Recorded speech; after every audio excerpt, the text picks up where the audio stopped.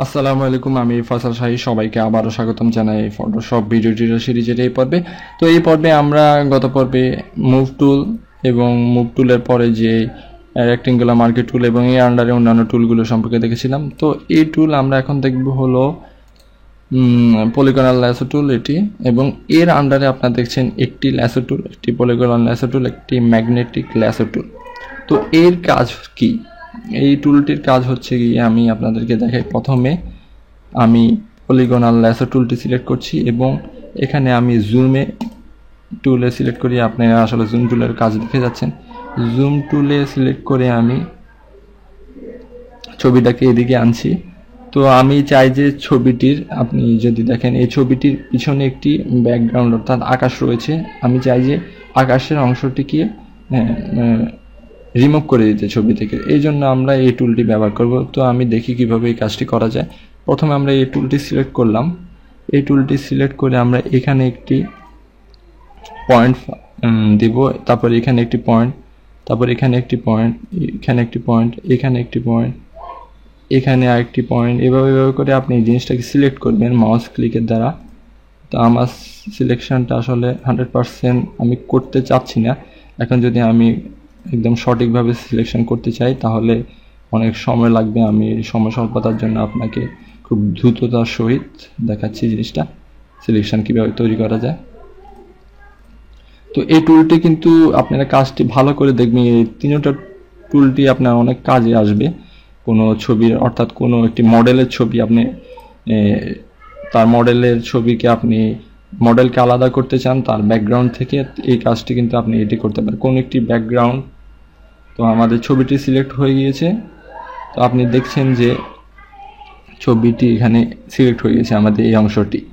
তো আমরা চাই যে এই অংশটি আলাদা করে ফেলতে। তো আমাদের সিলেকশনটা কিন্তু ঠিকঠাক হয় নাই। তো আমরা যখন এখানে কিছুটাই আমরা দেখতে পাচ্ছি, আমরা যদি জুম করি এখানে এই কিছুটা সমস্যা রয়েছে। তো এই সমস্যাগুলো আমরা কাটানোর জন্য আমরা রিফাইন এজ এটি ব্যবহার করব। রিফাইন এজে যদি আমরা ক্লিক করি, আমরা রেডিয়াস একটু বাড়াই দিই। আমার গ্রাফিক্স কার্ডের অবস্থা খুব শোচনীয়, আমার র্যান্ডারিং হতে টাইম একটু বেশি লাগতে পারে, এই জন্য আমি দুঃখিত। তো দেখছেন আমাদের সিলেকশনটা আরও সুন্দর হয়ে যাচ্ছে রেডিয়াসটাকে আমরা বাড়ানো কমানোর ফলে।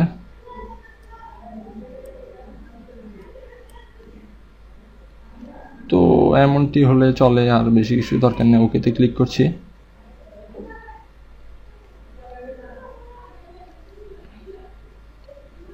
তো আমরা এখন এই সিলেকশনটাকে ইনভার্স করব, অর্থাৎ আমরা এই পাহাড়টা সিলেক্ট করেছিলাম, আমরা পাহাড়টাকে ইনভার্স করে অর্থাৎ বিপরীত করব। আমরা এই জিনিসটাকে সিলেক্ট করে ফেলবো। এই জন্য আমরা সিলেক্ট থেকে ইনভার্সে যাচ্ছি এবং এখানে গিয়ে আমরা যদি এটাকে শিফট প্রেস করে রেখে ব্যাক স্পেস দিচ্ছি এবং এখানে আমরা হোয়াইট কালার দিতে পারি।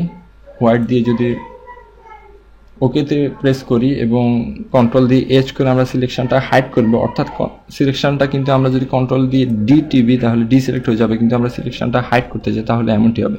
তো আমরা এখন পিছনে আকাশটা বাদ দিয়ে দিলাম। তো আমরা চাইলে কিন্তু আবার যদি কন্ট্রোল জে দিয়ে আমরা আকাশটা আনি এবং কন্ট্রোল এস দিয়ে আমরা সিলেকশনটা আনি, আমরা যদি এখানে রাইট ক্লিক করে কাট দিই, লেয়ার কাট করি, তাহলে আমরা দেখব যে এখানে আকাশটা একটা লেয়ার হয়ে গেছে আর পাহাড়টা একটা লেয়ার হয়েছে। তো আমরা আকাশটাকে চেঞ্জ করে দিলাম এবং আমরা যদি এখানে সিলেকশন টুল দিয়ে কিন্তু আকাশটাকে বিভিন্নভাবে সরাতে পারছি। তো এটি হচ্ছে কাজ। আমরা আকাশটা ডিলিটে ক্লিক করে আমরা চাইলে এটি ছবিটি সেভ করে নিতে পারি। তো এটি হচ্ছে পলিগনাল ল্যাসো টুলের কাজ। তো সেম কাজটিও আমরা যদি আমরা উইন্ডোতে যাব এবং হিস্টোরিতে যাই, আমরা আমাদের ইমেজের একদম আগের অবস্থানে চলে আসলাম। তো আমরা এবার এখানে যে ল্যাসো টুলটি রয়েছে এটির কাজ দেখব। তো ল্যাসো টুলটিও এই টুলটি আর এই টুলটি একই, কিন্তু ল্যাসো টুলটি ব্যবহার করা খুব কঠিন। তো আপনি যদি এটি সিলেক্ট করেন এবং এটি আপনি যে কোনো ফ্রি সাইজে এটি তৈরি করতে পারবেন।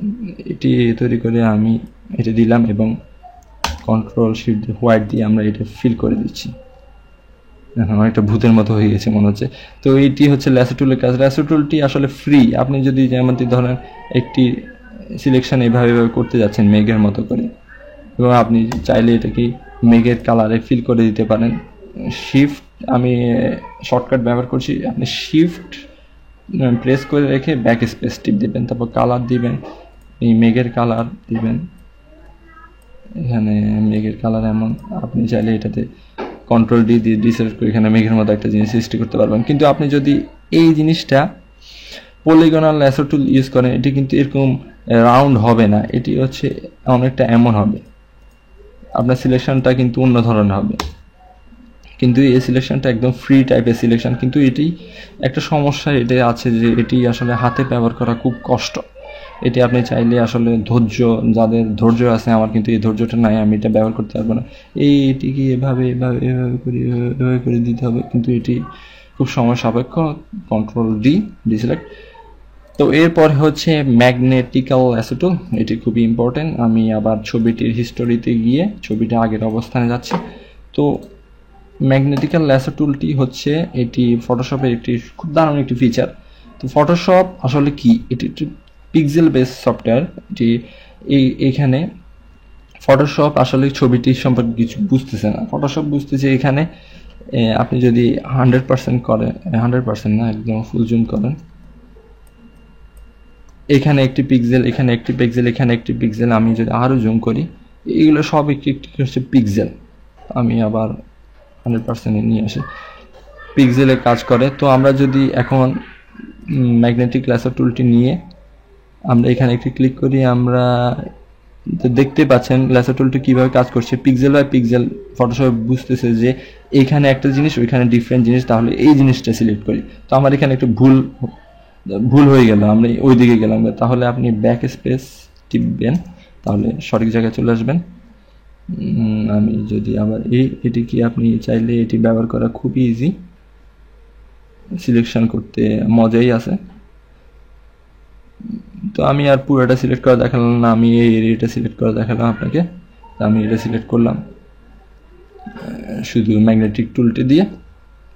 তো এই হচ্ছে ম্যাগনেটিক ল্যাসো টুলের কাজ।